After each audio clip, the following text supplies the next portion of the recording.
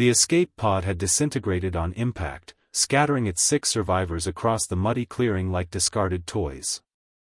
Commander Velkthar hauled himself upright, his exoskeleton cracked but functional. Around him, the other aliens stirred, a Thetian navigator, 2 Korthian engineers, a Malurian medic, and the human. Marcus Webb. Velkthar regarded the human with barely concealed disdain.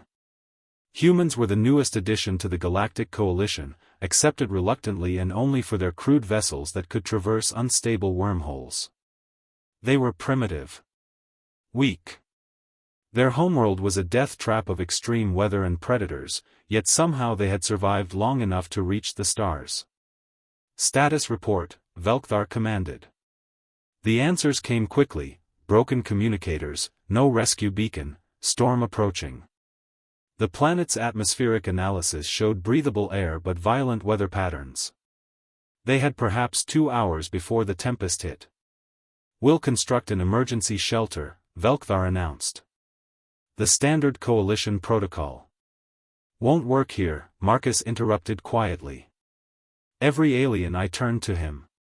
The human stood apart from the group, already examining the surrounding forest with an intensity that seemed almost feral. His hands moved constantly, testing wind direction with a wet finger, crushing leaves to check moisture content, scanning the tree line. "Explain yourself," Velkthar hissed. "Your protocol requires synth mesh and plasma welders. We have neither." Marcus walked to a nearby tree, pressing his palm against the bark. "This is real survival.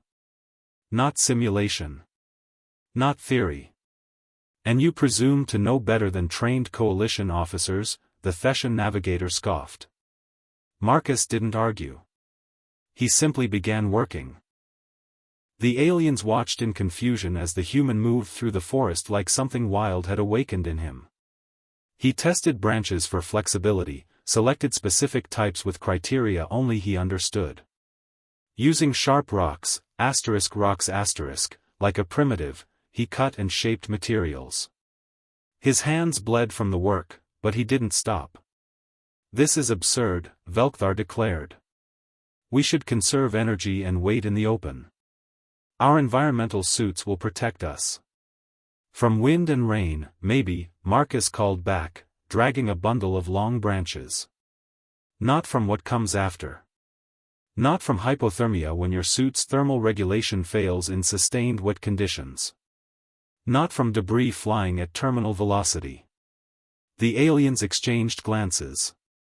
Their suits would fail eventually without recharging. But building with primitive materials?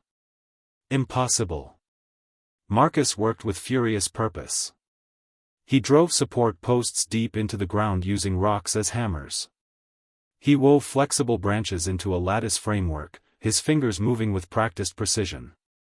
He layered broad leaves in overlapping patterns, creating a waterproof thatch.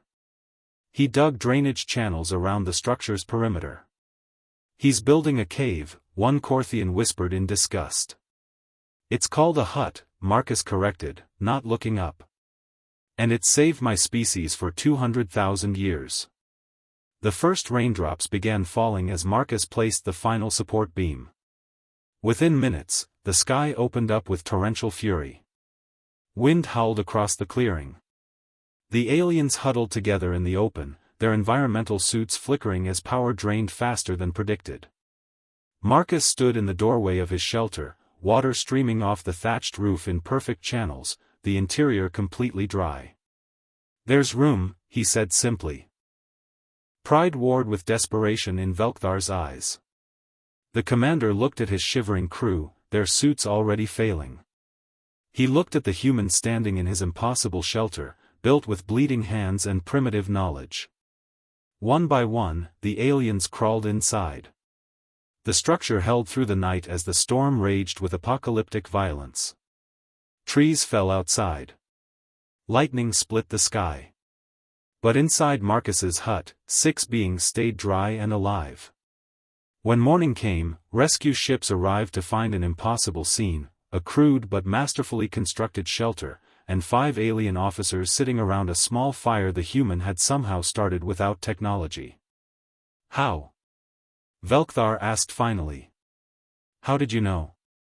Marcus smiled, poking the fire with a stick. My species didn't conquer our world with superior strength or natural weapons. We had none of that. We survived because we could adapt. We could learn. We could build solutions from nothing but dirt, sticks, and stubbornness. He looked up at the commander. You call us primitive. Maybe we are. But primitive doesn't mean helpless. It means we remember how to survive when all your advanced technology fails. Velkthar stared at the human for a long moment, then did something he'd never done before. He bowed. Forgive my arrogance, the commander said quietly. I have learned today that civilization is not measured by technology alone. Marcus grinned. Apology accepted. Now, anyone hungry? I saw some edible roots about 50 meters east. Looked just like potatoes. The aliens exchanged nervous glances as the human walked off whistling into the forest, looking for all the world like he belonged there. Because he did.